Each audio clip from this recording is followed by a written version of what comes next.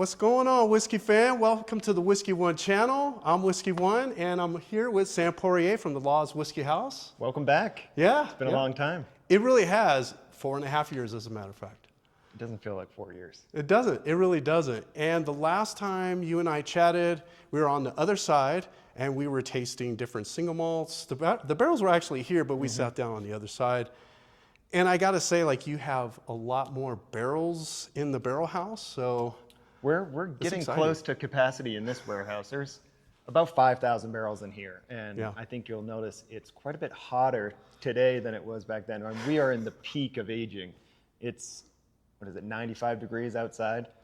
Well, if it's 95 outside, it feels like 100 here because I'm sweating my butt off. But it's hot, but this is good for the whiskey. You might notice it's a little dense with the alcohol vapor in the air too. So now I only wish we had a way to like be able to share the aroma that's in this barrel warehouse, because it is truly amazing. Like as soon as we walked in, it's in your face, and I'm just like, oh, I just want to hang out. And the whiskey, when you taste it back here in the barrel house, it tastes better than anywhere else. Oh yeah, oh yeah.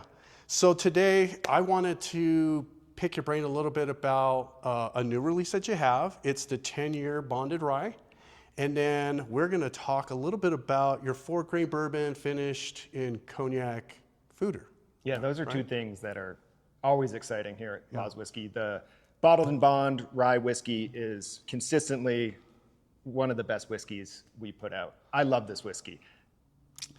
We're fortunate enough to have Al Laws, driving the ship here, and he was patient enough and planned enough to be able to hold barrels back for a 10-year bottled and bond rye, which we just put out this year. It's super cool to be able to put out a 10-year. For a younger distillery, we just celebrated 15 years this past weekend. Very cool. And for us to be able to put out a 10-year it's just awesome, and I love it. Well, I agree. It is awesome, and it would be even more awesome if we get to try it. So let's jump right into it, shall we? Please. Okay. 10 years. That's a nice little cork pop. Yeah. Bottled at 100 proof. It's my favorite sound. Yes. 100 proof, 10-year. This is all grain from the San Luis Valley, grown for us by the Cody family down at Colorado Malting Company. Beautiful. Cheers. Nice, yeah. Cheers. Nice little minty, chocolatey nose. Yeah, so with our rye whiskey, some of the classic notes we get are kind of a honey sweetness. We get the rye spice, of course, being such a high rye content in our whiskeys, 95 or 100% rye. Some of the older stuff had 5% barley in it, so it's 95.5. But the herbaceous note from the rye, almost a little vegetal.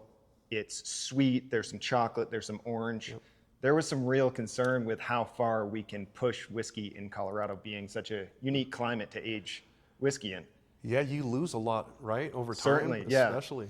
Behind us are some of the barrels in the same age range that compose this 10-year bottled and bond rye. And, we're lucky if there's 25 gallons in a barrel, but wow, it's not uncommon to see below 15, and if we're unlucky, even below 10. So yeah, and so just so you know, these are 53-gallon barrels, right? Yeah. So it's a lot of loss. If you only have like 25 gallons or less left, that's at least nearly half. Well, actually, that is less than half that's left in those barrels. So you have to weigh these things. You get to taste the 10-year and see how special it is, versus, are we going to be able to sell any of this whiskey? Is there going to be anything left?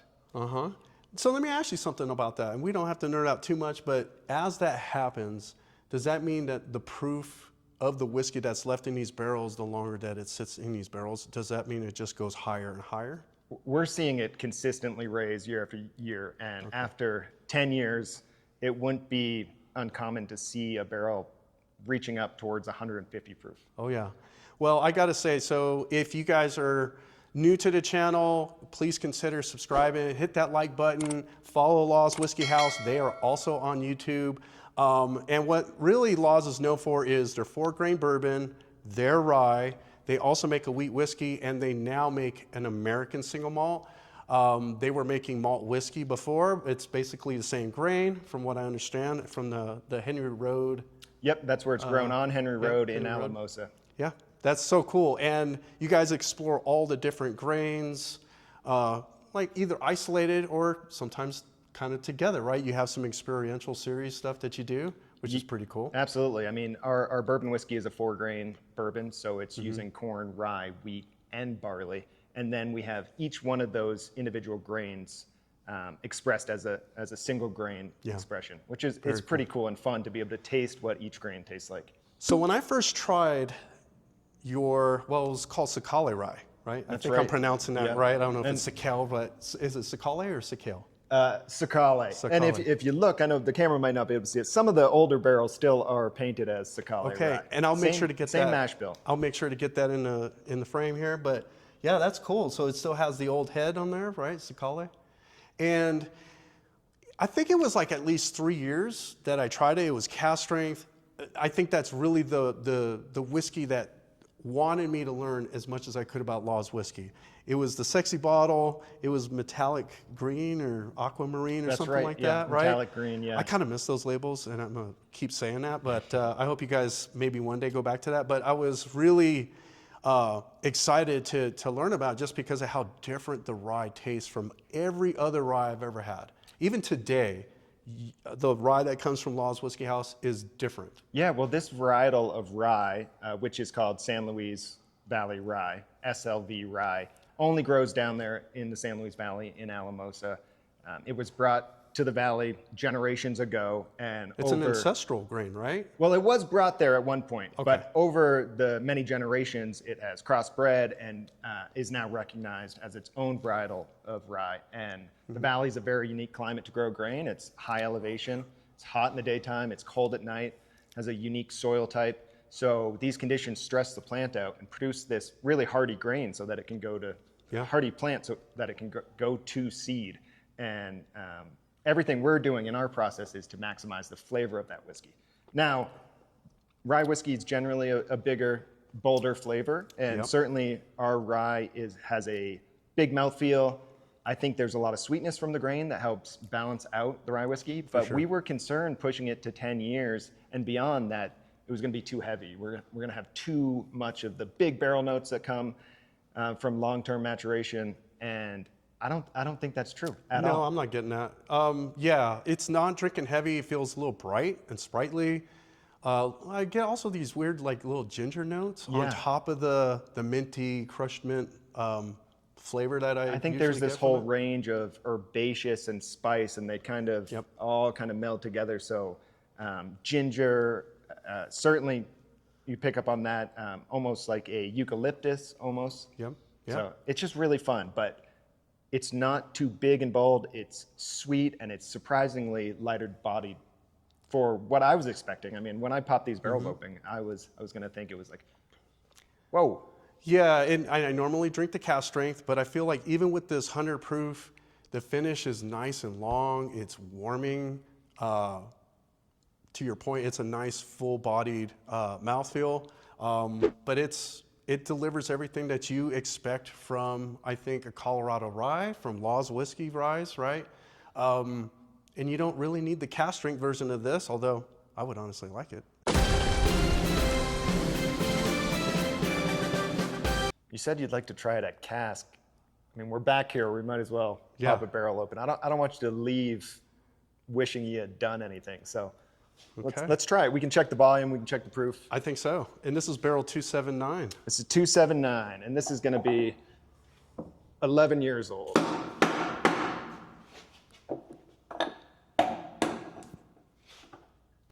We can roughly check the volume with a very accurate dipstick. So this is going to be on the higher side, about 25 gallons. Nice. Okay.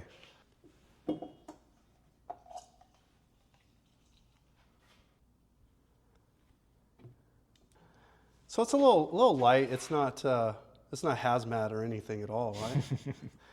Nice. Well, I'm excited to get into this.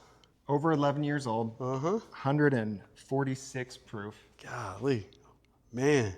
Well, cheers, my friend. Cheers. I'm excited. Cheers to all you guys watching. Big, rich. It's like maple syrup almost. You need to bottle that at cast strength. That's going to get people's attention big time. You know, in the future, I think the near future, you'll likely see some of these older rye barrels being put out as single barrels. I would love to do a barrel pick. So you guys watching, if you want Whiskey One to do a barrel pick, let me know. Drop a comment below. I definitely want to do a barrel pick. It's something I've always wanted to do. If I did do one, it would be a rye, for sure. We can put a Whiskey One on this? Yes. Yeah. Yeah, I would love that. Let's make it happen. Let's make it happen. Nice. Oh, I could sit with this and just zone out. It's just a thinking man's whiskey at this point. I really like that. You ready to write your I novel? really am. Yeah. I really am. Yeah. Cheers. Cheers. But this is fantastic. So I think you also have that 4-grain. What are we going to call it? Let's just call it the Solera from here on out, because it's a very long-winded description, right? We do, and I'd love to get into talking about how we put that together, and we can even taste it. Next week, we're going to be harvesting the 4-grain bourbon that's aged in cognac casks, and then a Solera process in a large format cognac foeder, which was used for decades in France to blend cognac. Yeah, that thing is a beast, by the way. It's very cool. So that's a annual limited release we put out. We're going to put out about 1,200 bottles. It's always something we look forward to because it's just a fun process and a very cool product. So let's get into it. Cheers. Cheers.